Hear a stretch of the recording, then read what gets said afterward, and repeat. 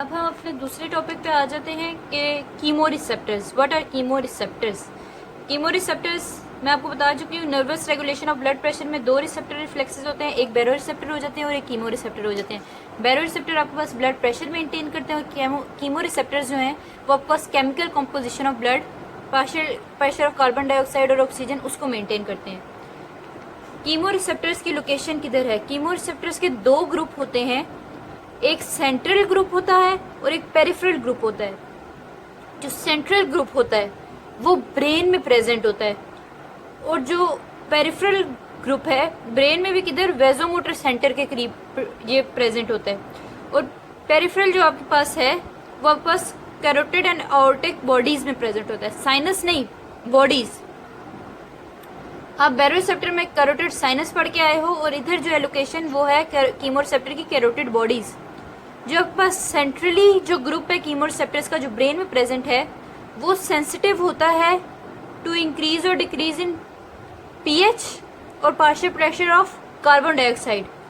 Acidity होगी या फिर partial pressure of carbon dioxide increase हो गया तो वो स्टिमुलेट हो जाते हैं। और जो आपके पास पेरिफेरल ग्रुप ऑफ कीमोरिसेप्टर्स जो है वो आपके पास सेंसिटिव हैं पीएच से और पार्शियल प्रेशर ऑफ ऑक्सीजन से। सेंट्रली वाले जो आपके पास स्टिमुलेट होते थे पीएच और partial pressure of carbon dioxide से, और जो पेरिफेरल हैं वो पीएच और पार्शियल प्रेशर ऑफ ऑक्सीजन से स्टिमुलेट होते हैं। इनका फंक्शन क्या है? मेंटेन ब्लड कॉम्पोजिशन और maintain the normal arterial blood gases. अगर कार्बन डाइऑक्साइड ज्यादा हो गया तो उसको कम करना है, ऑक्सीजन कम हो गया तो उसको ज्यादा करना है। ये कीमोरिसेप्टर्स का फंक्शन है। नर्व्स कौन सी हैं? इसमें भी दो नर्व्स ही इन्वॉल्व हैं। एक आपके पास जो आयोटिक बॉडी से लेके जाएगी ब्रेन तक सिग्नल वो है वेगस नर्व, और एक जो आपके पास कैरोटिड बॉडी से सिग्नल लेके जाएगी ब्रेन तक वो है ग्लोसोफ्रिंजियल नर्व। वही जो दो नर्व्स बैरोरिसेप्टर सिस्टम में इन्वॉल्व थी वही कीमोरिसेप्टर में ही इन्वॉल्व हैं। बस फंक्शन ये है, वहाँ पे कैरोटिड साइनस और आयोटिक आर्च था, इधर कैरोटिड बॉडी और आयोटिक बॉडीज हैं।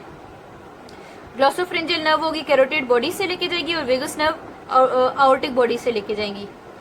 अब आपके पास हो गया हायर सेंटर की तरह। हायर सेंटर भी इसका nucleus of tractus solitarius in medulla oblongata, जो बैरोरिसेप्टर के लिए था वही इसका भी आपके पास कीमोरिसेप्टर्स का हायर सेंटर है।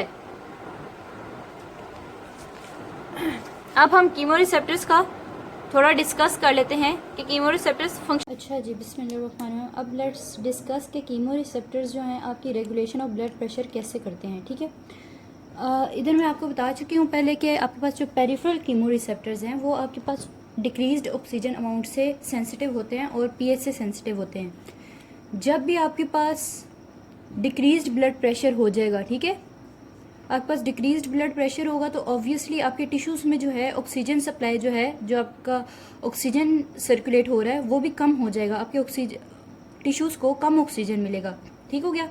तो इसी तरह जो आपके पेरिफेरल कीमोरिसेप्टर्स हैं, aortic bodies and carotid bodies, उनको भी ऑक्सीजन कम मिलेगा, ब्लड प्रेशर कम है, ऑक्सीजन कम डिलीवर होगा पेरिफेरल कीमोरिसेप्टर्स को। जब ऑक्सीजन कम डिलीवर होगा पेरिफेरल कीमोरिसेप्टर्स को तो उनकी एक्टिवेशन हो जाएगी। ठीक है, जब उनकी एक्टिवेशन होगी तो वो आपके पास सिग्नल सेंड करेंगे to nucleus of tractus solitarius को। कैरोटिड बॉडी से आपके पास जाएगा 9th क्रेनियल नर्व लेके न्यूक्लियस ऑफ ट्रैक्टस सॉलिटेरियस को सिग्नल, और आयोटिक बॉडी से आपके पास जाएगी 10th क्रेनियल नर्व सिग्नल लेके, ठीक है, न्यूक्लियस ऑफ ट्रैक्टस सॉलिटेरियस को। अब न्यूक्लियस ऑफ ट्रैक्टस सॉलिटेरियस ने वही काम करना है वो जो ब्लड प्रेशर को रेगुलेट करने का करता है। अब आपके पास ब्लड प्रेशर कम था तो ब्लड प्रेशर इसने इंक्रीज करना है। आपके पास कार्डियो एक्सिलरेटरी सिस्टम जो है या फिर कार्डियो एक्सिलरेटरी जो न्यूक्लियस है वो स्टिमुलेट हो जाएगा। आपके पास हार्ट रेट, आपके पास कॉन्ट्रैक्टिलिटी ऑफ द हार्ट वो इंक्रीज हो जाएगी, आपके पास ब्लड प्रेशर इंक्रीज हो जाएगा। ये पहला काम न्यूक्लियस ऑफ ट्रैक्टस सॉलिटेरियस ने कर दिया। दूसरा, कार्डियो इनहिबिटरी सेंटर जो है उसको इनहिबिट कर देगा, या फिर कार्डियो इनहिबिटरी न्यूक्लियस जो है उसको इनहिबिट कर देगा। और तीसरा, आपके पास वेजोकंस्ट्रिक्शन करवा देगा। वेजोकंस्ट्रिक्शन होगी, इंक्रीज्ड वीनस रिटर्न होगा, इंक्रीज्ड आपके पास ब्लड प्रेशर होगा। तो ये तीनों चीज़ें आपके पास मिलके इंक्रीज ब्लड प्रेशर करवा देंगी। तो इस तरह आपके पास ब्लड प्रेशर टुवर्ड्स नॉर्मल आ जाएगा। ये आपके पास कीमोरिसेप्टर्स जो हैं उनकी रेगुलेशन ऑफ ब्लड प्रेशर है। कीमोरिसेप्टर्स की रेगुलेशन, ब्लड प्रेशर की रेगुलेशन के साथ आपको स्पेशल फीचर पता होना चाहिए कि जैसे आपने पढ़ा था कि बैरोरिसेप्टर्स जो हैं उनमें थोड़ी सी भी फ्लक्चुएशन ऑफ ब्लड ऊपर या नीचे हो जाती है, ब्लड प्रेशर थोड़ी सा भी ऊपर या नीचे हो जाता है तो बैरोरिसेप्टर एक्टिवेट हो जाते हैं उसी वक्त, अगर थोड़ा सा ब्लड ऊपर हो या थोड़ा नीचे हो, ठीक है। मगर जो कीमो रिसेप्टर्स हैं वो तब तक नहीं एक्टिवेट होते जब तक आपका ब्लड प्रेशर जो है 80 mmHg से नीचे ना चला जाए। जैसे ही ब्लड आपका 80 mmHg या 80 mmHg से नीचे जाएगा तब आपके कीमो रिसेप्टर्स जो हैं वो एक्टिवेट हो जाएंगे, पेरिफेरल कीमो रिसेप्टर्स, ठीक हो गया। 80 mmHg से ऊपर आपका ब्लड प्रेशर तो वो एक्टिवेट नहीं होंगे।